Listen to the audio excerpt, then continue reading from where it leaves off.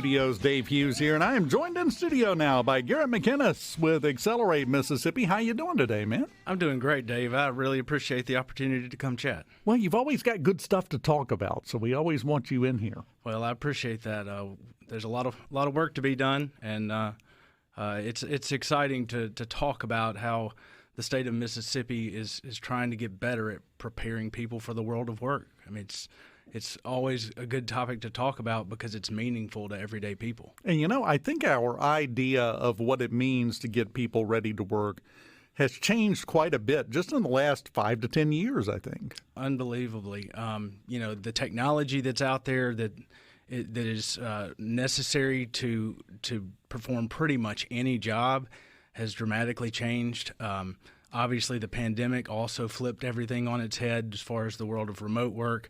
And there are challenges that everyday people face that we as a nation are just not particularly good at addressing. And so there's a lot of opportunity to do good work and change lives. But to do that, you got to know something about it. You got to know what you're doing.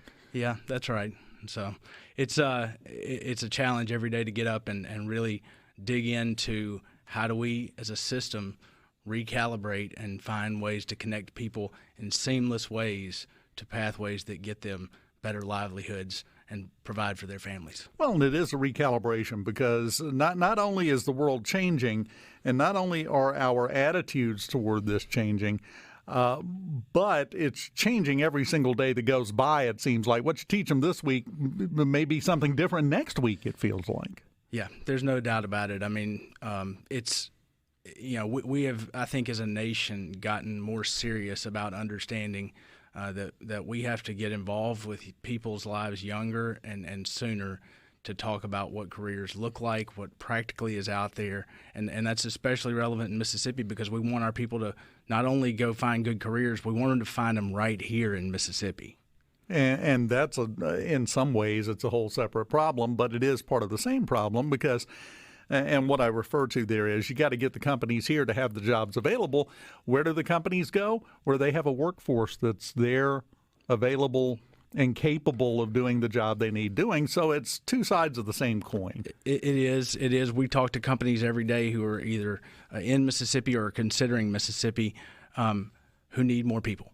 They need more people doing very specific jobs. And that's really, if you want to talk broadly about the mandate of our office, and we're only 2 years old as an office, our mandate is to get more focused as a state on getting people in very specific pathways because when you're talking about the transportation, distribution, and logistics trade, there are thousands of jobs for truck drivers, for diesel mechanics. These are really good paying jobs. So we've just got to find more effective ways to connect people with the training that will get them those jobs. And that's not just the only sector. We talk about the healthcare sector. They're struggling. They need more people with those skills. Manufacturing, the energy sector. We've got utility line workers that have been doing these magnificent jobs for the last 30 years that are about to retire.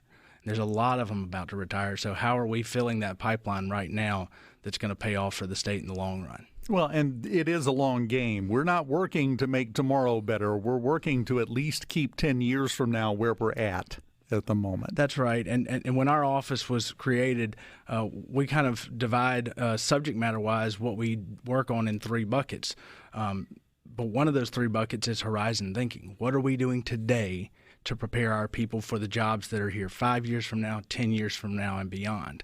And one of those things that we're doing as a state, and it's not our office, it's collectively as a state, is we've invested a lot in a career coaching strategy, for example, where we're getting in high schools and in some cases middle schools to work one-on-one with students to tell them about the careers that are good, that do pay well, and that exist right here in their own communities. And, I love this idea. I absolutely love the concept. And to me, it sounds a lot like a pre-apprenticeship in a way.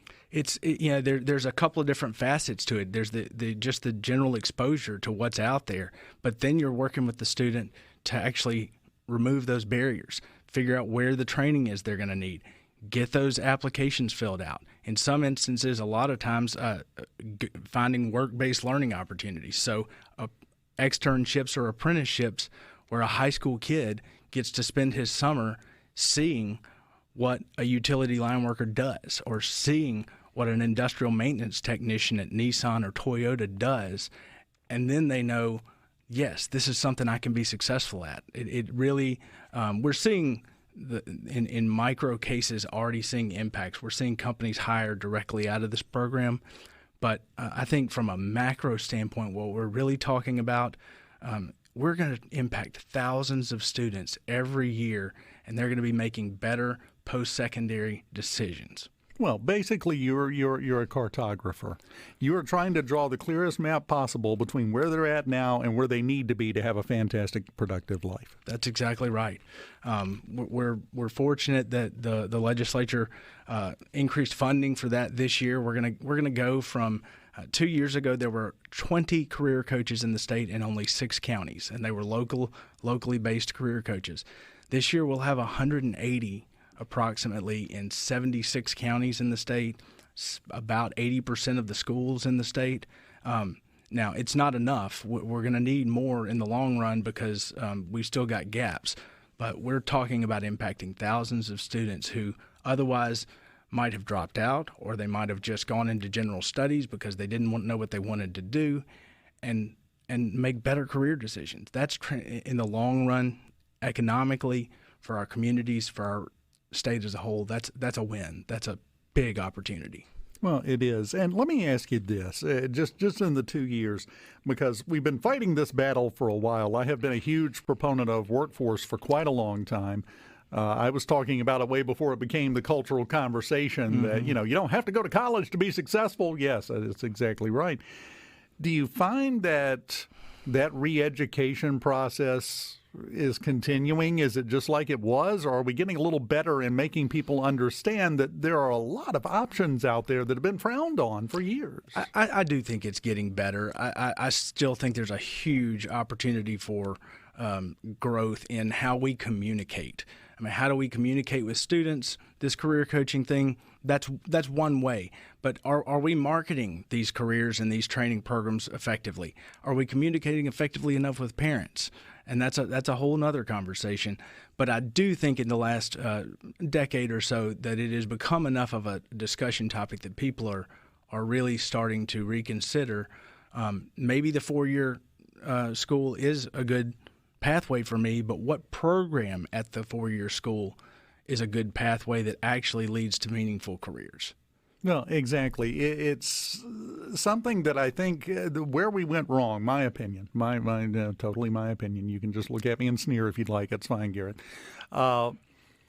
We went wrong when we stopped treating people as individuals, kids as individuals, and started trying to lump them into a group of, if you want to succeed, you got to get a 4-year degree and you got to do this and no, that doesn't apply to everybody. But for a while there, we tried to make that apply to everybody, and I think we're seeing the problems that can lead to. Yeah, well, and I think it all comes back to, are we being analytical? Are we critically looking at where we're putting money in the educational system, and are we really analyzing the outcomes that come from those programs that we're funding?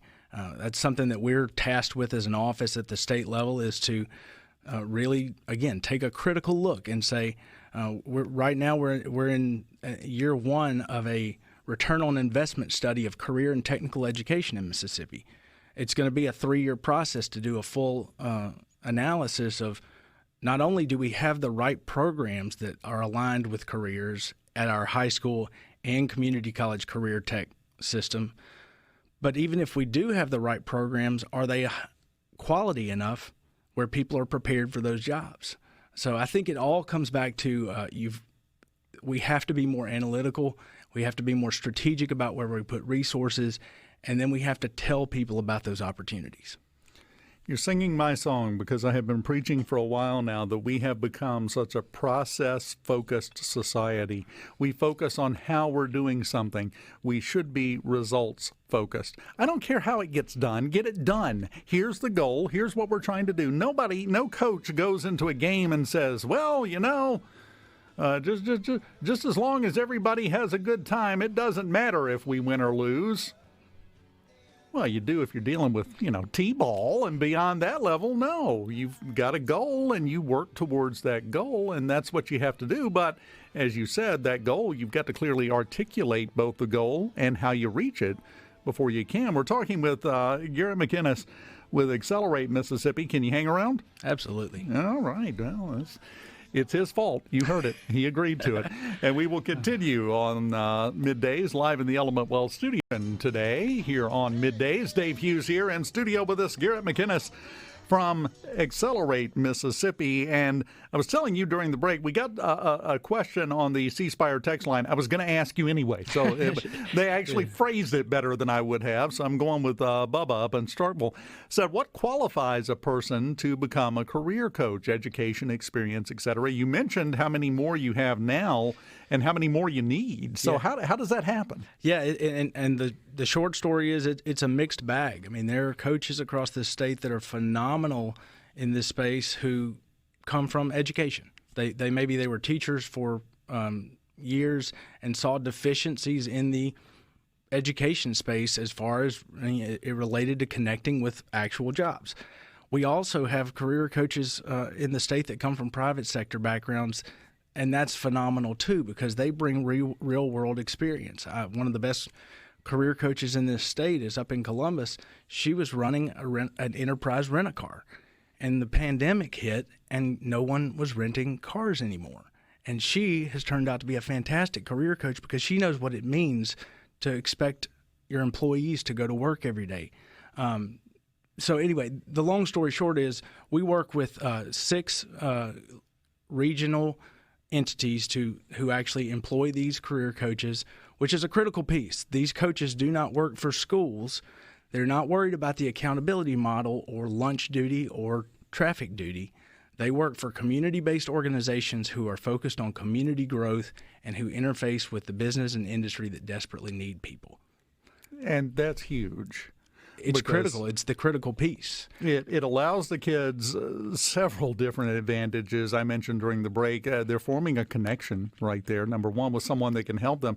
But number two, and I think much more importantly, this may be for a lot of these kids the first time somebody that when they walk in the room, they know this person knows what they're talking about. They know that this person has some things figured out that they don't have figured out. And for a lot of these kids, it's probably the first time that they have had the undivided attention of someone like that, focusing on helping them and them alone. And that's enormous. It's amazing. I can tell you we hear anecdotal stories on a daily, weekly basis of students who were just lost in the crowd and were on the brink of dropping out of school or choosing to drop out because mom needed help paying the light bill, so they needed to go get a job. Well, a career coach has that interaction with them, finds them a part-time job, and they get to stay enrolled in school and actually find a career path. Stories like that, they're so encouraging from our perspective in our office. From a micro level, we know this is about the individual students.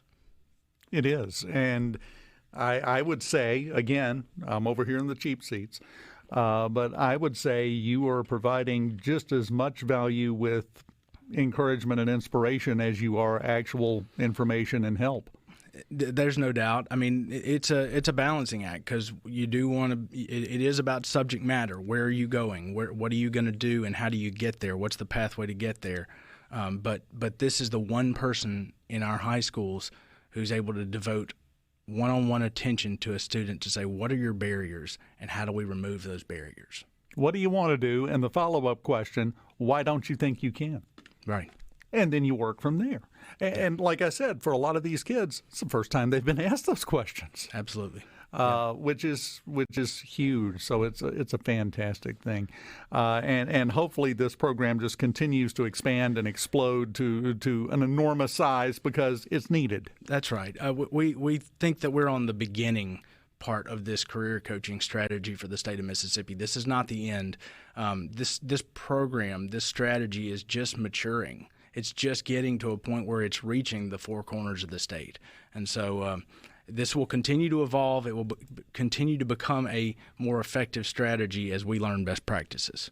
Well, it's great work.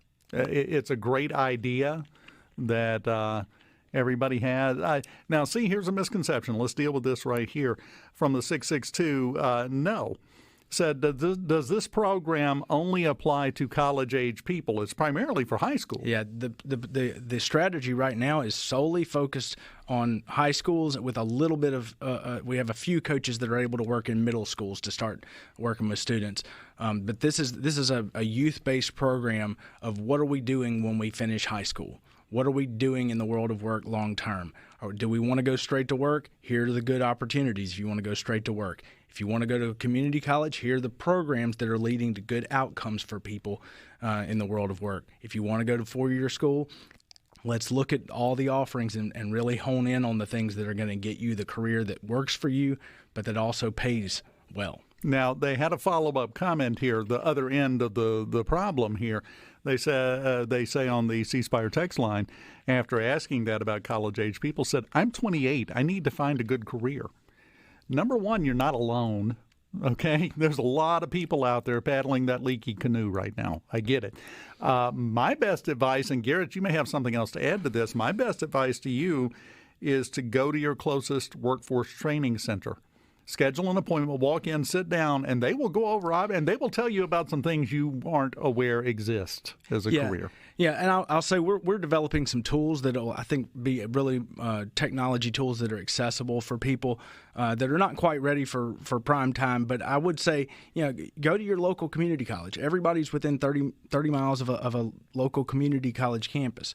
But when you talk to them, ask them questions like, hey, what employers are you working with? What employers are hiring from your programs, and which programs are you seeing students have career success in?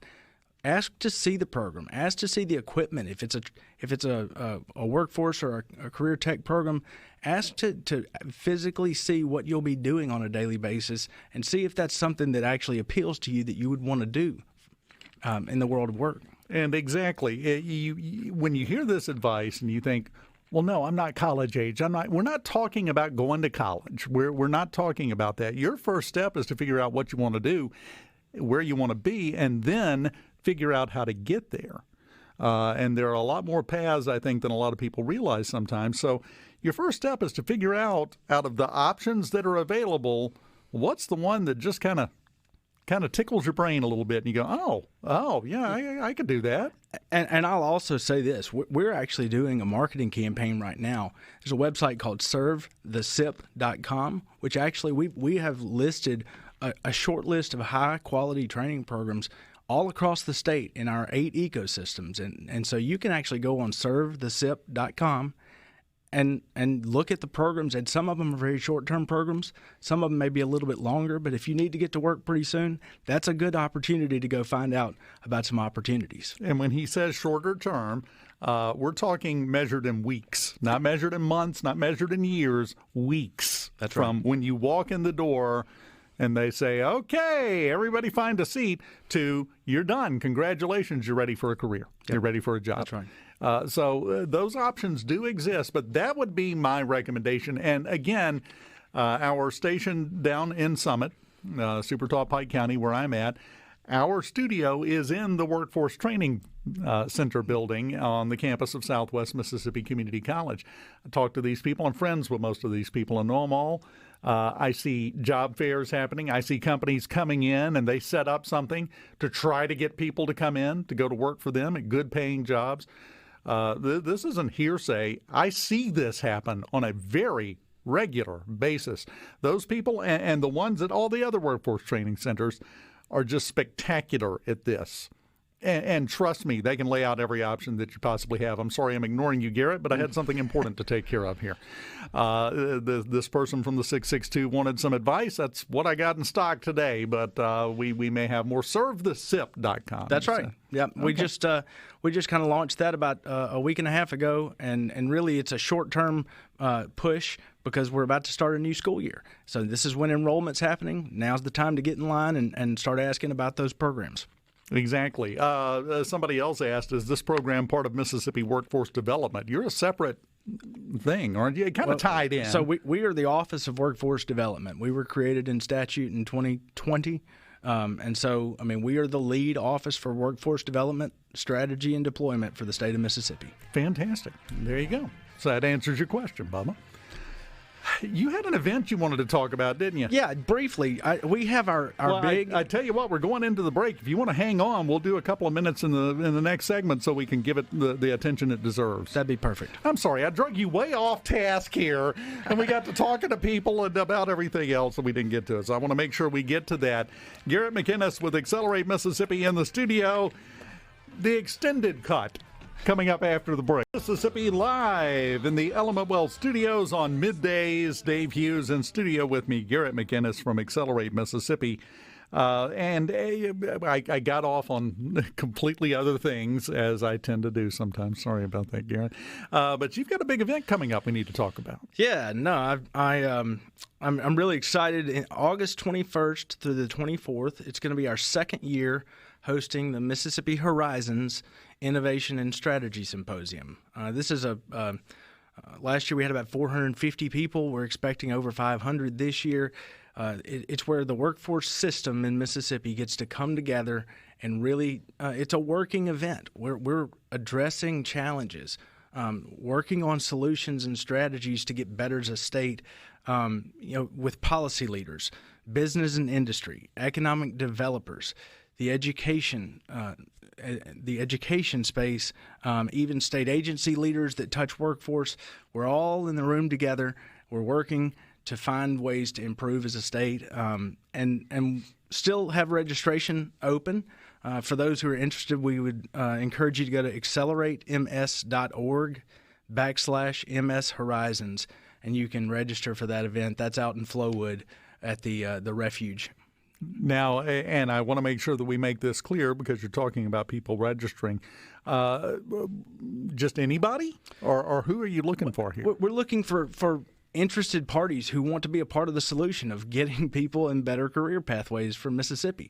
Certainly, we would welcome anyone who has an interest in improving the system.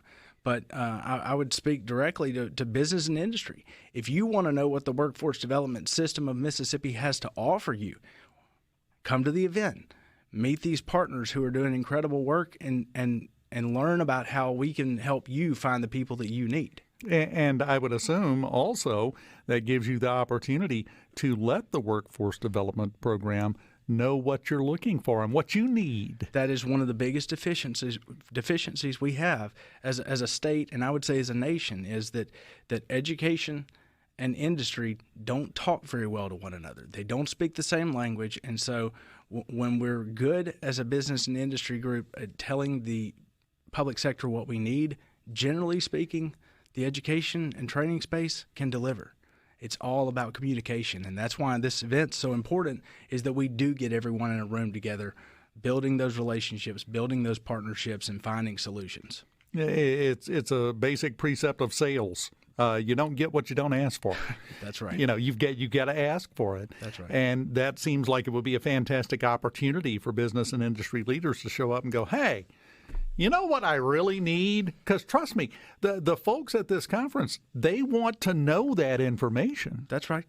Well, and the theme of this year's event, the overarching theme is human momentum. And I looked up a definition of momentum before I came. Is strength or force gained by motion or a series of events. What are we doing as a state to make sure that we're getting strength and force in the hands of our people when it relates to finding better careers? That's where this event, the 21st through the 24th of August, is the Mississippi Horizons event, where we're all going to get in the room and make our workforce system better. And that is the ultimate goal. That's right. Is to make it work better for everybody, for business, for the system itself, but most importantly for the students, for the people that utilize these programs and can see an almost miraculous change in the outcome of their life. It's a clarity. Do we have a streamlined, effective, focused strategy for getting people as quickly as possible into good careers? 20 years ago, no. I'm just being honest here. 20 years ago, we didn't have that. We've got that now, and we're building it. Well, we're not there. There's a lot of work to be done, but we're getting better. And it's all about what is the ideal condition, what's the current condition, and how do we get closer to the ideal condition every single day. See, you're being results-focused, and it's just making me all happy inside. I love it. We constantly are taking a critical look at what we're doing to find a way to make things better. If anybody has any questions, and I mean, I like the one we got on the text line earlier, if you have any specific questions about your situation, first step is to contact your local workforce development center. That's right. But our contact information for Accelerate Mississippi, we're available to answer questions, make connections. We have ecosystem coordinators that live in our communities across the state. So if you go to acceleratems.org, you can find the contact information for your local ecosystem coordinator on our team that can help you find whatever partner it is that you need. And that's the focus. So reach out. There's an opportunity waiting for you, and the really fun part is a lot of times it's not the opportunity you expect it to be. A lot of times it's better because you didn't know about it until they helped you find it. A person will never pursue a career they don't know about. Every time. I've noticed that. Every time. People never go into the line of work that nobody told them existed. Yep. I've been asked that before in my life and doing little side gigs and things back years ago. My ex-wife used to ask me all the time when a check would show up in the mailbox. She's like, "This is a job? Somebody will pay you to do this?" Yes. There's all sorts of opportunities out there, but you have to know about them. And that's what you guys are doing. Great work. Keep it up. Appreciate the time to come talk. Anytime. I'm sorry to keep you longer than we expected, but I used up all your time earlier, so I felt it was only fair. Enjoyed it. Garrett McInnis with Accelerate Mississippi. The event, one more time, coming up the 21st, I think. 21st through the 24th of August is the Mississippi Horizons event. You can find it on our website at acceleratems.org. Just go over to the website, business and industry especially. Find the time to go over there because it's going to help you. It's going to help a lot of people looking for something to do, and it's going to help the state because it's the old rising tide rule again. Amen. You're a good water pump. I got to tell you, you got a talent for this, Garrett. That's not bad. And come back and keep us updated on this. Be happy to. And keep us updated on how this is going, and anything we can do to help, we are there. Thank you. Appreciate it, Dave. Just let us know.